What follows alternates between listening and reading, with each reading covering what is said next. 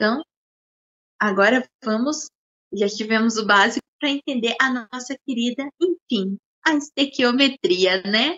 A grande vilã, muitas vezes, de muitos. Matemática da química, mas como assim? Química tem muita matemática.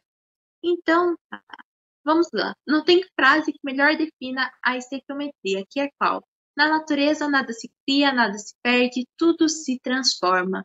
Ou seja, nenhum átomo vai surgir do nada, nenhuma molécula vai surgir do nada. Vão surgir sempre de reações e de transformações. E a estequiometria ela vai vir buscar entender as proporções que estão envolvidas nas reações. Ó.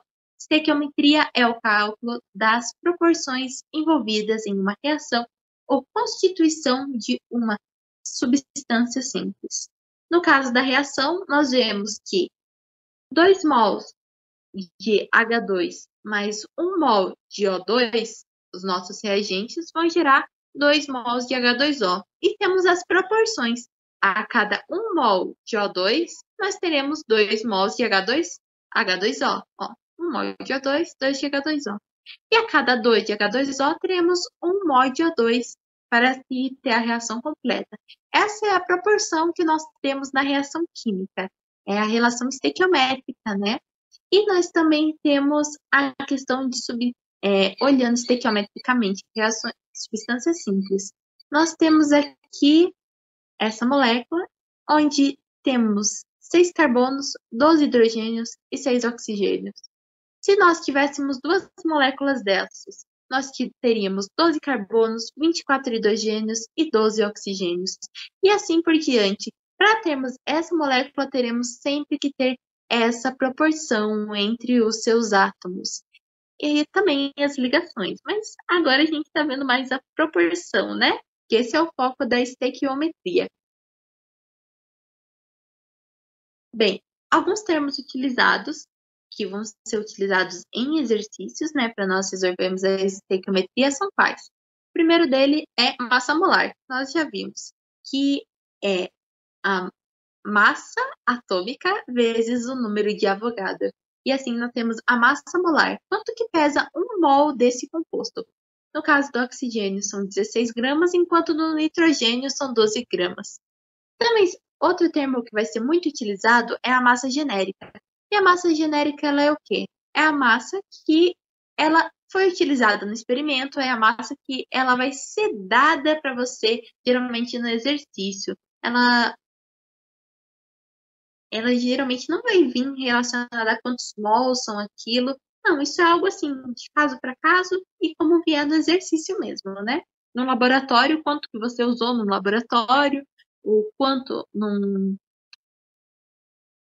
relatório, quanto que vocês usaram. Então, essa é a massa genérica.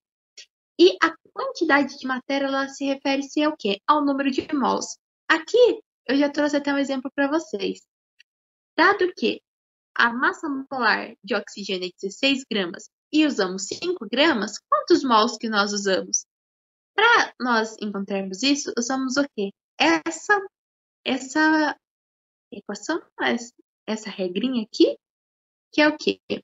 N de x, que é o número de mols do elemento x, que você quer encontrar, é igual à massa genérica, que é sempre representada por esse M minúsculo, dividido pela massa molar, que é representada pelo M maiúsculo. Então, vamos ver como que ficaria a do oxigênio? Pois bem, a do oxigênio, ela ficaria o quê? Número de mols, né, quantidade de material de oxigênio, é igual a 5 gramas de massa genérica, divididos por 16 gramas de massa molar. Esse cálculo daria quanto para nós? 0,3 mol. Beleza? Eu fiz esse mesmo processo no nitrogênio, para trazer como exemplo para vocês, e deu 0,79 mol. Então, a quantidade de matéria se relaciona com as massas molares e com as massas genéricas por meio da seguinte relação. Lembre bem dessa parte e entendo essa parte para poderem estar aí aplicando e calculando nos laboratórios, no relatório de vocês, que é bem importante. E para fazer os cálculos de estequiometria, né? Então vamos lá. Aqui eu trouxe um exemplo, um exercício de massa molar.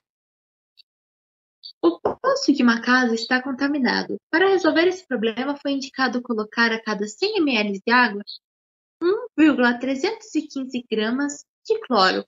Dado que o poço possui 300 litros, quantos mols de cloro terão que ser utilizados? Pausa aí rapidinho aqui a aula e tenta resolver sozinho, tá bom? Daí eu já trago a solução para vocês. Pronto? Então vamos lá. A resolução do exercício. Bem, nós sabemos, aqui vamos aplicar uma regrinha de 3. Nós sabemos que a cada 100 litros de água serão usados 1,315 gramas de cloro. Então, quantos terão que ser usados em 300 litros? Relacionamos assim os que têm a mesma unidade um debaixo do outro, né? E calculamos fazendo uma regrinha de 3. 300 vezes 1,315 divididos por 100. Ou também há uma outra maneira. Nós sempre estamos falando de proporção. Isso quer dizer o quê? Quando você, por exemplo, vai fazer um bolo. Um bolo, ele vai um ovo, vamos dizer, né? E você quer triplicar essa massa do bolo. Quantos ovos você vai ter que usar? 3. Ah, mas o bolo não é só feito de ovos. Ele é feito de trigo e de açúcar. E vamos dizer que ele é feito de 2 xícaras de trigo. Então, se triplicamos o ovo, nós também vamos ter que triplicar o trigo. Então, se antes eram 2, 2 vezes 3 serão 6. Então, agora nós teremos o quê? Que usar 6 xícaras de trigo. Pois bem, então nós também podemos fazer isso em vez de trabalhar com a regra de 3. Você vê aqui com esses valores que já foram dados, quantas vezes a mais isso aqui foi feito? Então, de 100 para 300, cresceu 3 vezes. Então, aqui, o cloro, que era essa quantidade, vai ter que se aumentar 3 vezes. Aumentando 3 vezes, o que vai acontecer? A massa dele vai ser de 3,945 gramas, quase 4 gramas aí. Beleza, achamos a massa de cloro necessária para ser utilizada nos 300 litros. Porém, o exercício ele nos pede o quê? Quantos mols de cloro terão que ser utilizados? Eles pedem a quantidade de matéria de cloro. E nós achamos achamos a massa, né? Então, vamos ter que fazer mais um processo através daquela relação, aquela continha que vimos no slide anterior. Então, como que ficaria? N de cloro, número de mols de cloro, é igual a massa de cloro, massa genérica, que nesse caso é 3,945 gramas, divididas pela massa molar. Quanto que é a nossa massa molar do cloro? O exercício nos deu? O exercício não nos deu, mas eu trouxe para vocês. É 35,453. Isso daí vai depender muito também do exercício, o quanto ele te der, ou da sua tabela periódica. Algumas tabelas periódicas, elas têm alguns valores diferentes aí. Então, veja com o seu professor como que ele quer, se ele quer que use o valor de certa tabela periódica, ou se ele vai te dar esses dados. Mas fica tranquilo, que isso não é muita dor de cabeça, não. Se nós resolvermos, então, essa divisão, quanto que vai ficar? Qual a quantidade de matéria de cloro que terá que ser utilizada? Bem, resolvendo, temos que serão utilizados 0,111 mols. Ou também podemos escrever de uma outra maneira, para não deixar em número quebrado, né? 111 milimol. Mili, isso está na mesma unidade de medida? Sim. Por quê? Porque os dois tratam de mol. Aqui não deixou de ser mol porque é milimol. Nós usamos o quê? Um prefixo de grandeza. Então, isso quer dizer, esse Mzinho aqui, esse mili, ele diz quão pequenininho é. Ele pode ser substituído pelo quê? Pelo 10 elevado a menos 3. Então, nós também podíamos escrever 111 vezes 10 elevado a 3 mol. Seria a mesma coisa do que ter escrito 111 milimol. Então, não se engane por causa do prefixo. Algo importante que eu já trouxe para vocês é sobre os algarismos significativos, que eles querem dizer o quê? Que o valor final ele não pode ser mais preciso que o valor menos preciso dado no exercício. Então, vemos o quê? Entre os valores dados, temos 3 numerais significativos, 4 números significativos e 3 números significativos. Esses foram os valores dados nos exercícios. Qual que é o que tem menor precisão? O de 3 números significativos. Então, nosso resultado final, ele também terá que ser dado em 3 números significativos. Entende? Por isso que esse é o resultado nosso final.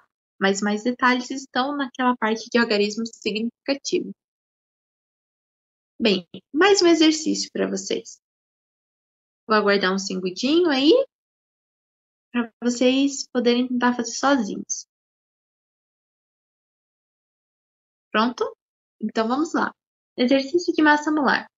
Calcule o número de mols de ferro em 4.500 toneladas de terra preta, que contém 0,0037% de ferro. Dados: massa molar do ferro é igual a 55,845 gramas por mol. Então vamos lá. Como que nós podemos resolver essa questão? Bem, primeiramente nós vamos ter que fazer o quê? Encontrar a nossa massa genérica de ferro no total da Terra, né? Na nossa Terra preta. Então, o exercício nos deu como achar essa massa genérica, que é como? Nós sabemos que é 0,0037% de 4.500 toneladas de terra. E como que nós fazemos para encontrar, então? Nós transformamos essa porcentagem em número decimal, né, em uma dízima, e multiplicamos pela quantidade de terra. Assim, teremos qual valor? Nós teremos que a massa genérica de ferro nessa terra é igual a 0,1665 toneladas. Parece um valor pequeno, olhando que deu uma casa, deu um número quebrado, né? Porém, nós não podemos esquecer que estamos falando de tonelada. Toneladas são o quê? São 1.000 quilos. Então, temos isso vezes 1.000, teremos o quê? Esse valor em quilo. Exatamente o que eu fiz assim, aqui.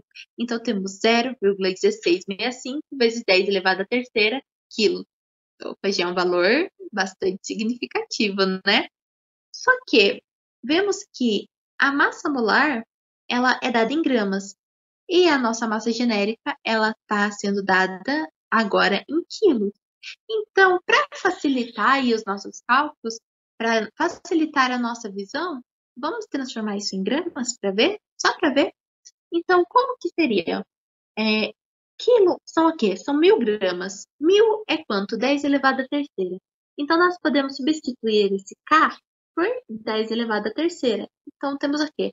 0,1665 vezes 10 elevado à terceira, que foi para retirar da tonelada, vezes 10 elevado à terceira, que foi para retirar do quilo, e nós vamos ter em unidade de gramas.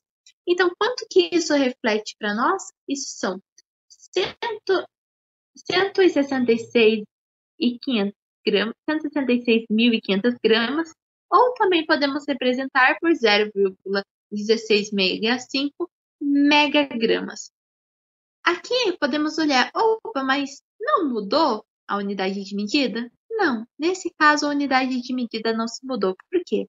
Porque o mega, ele é um prefixo de grandeza, vamos dizer assim. E então a unidade continua em grama, só que nós colocamos o mega, e o que o mega representa? 10 elevado à sexta. Em vez de nós colocarmos aqui vezes 10 elevado à sexta, ficar aquele monte de numeral novamente, nós colocamos o mega aí para simplificar e ficar mais fácil de visualizar esses valores. Para quem não está acostumado, com o tempo, no que você vai usando esses prefixos, acaba se tornando mais fácil. E também até para os cálculos, ele acaba se tornando mais fácil. É tudo uma questão realmente de costume. Mas ok, agora após esses cálculos, nós achamos o quê? A massa genérica de ferro que tem na Terra preta.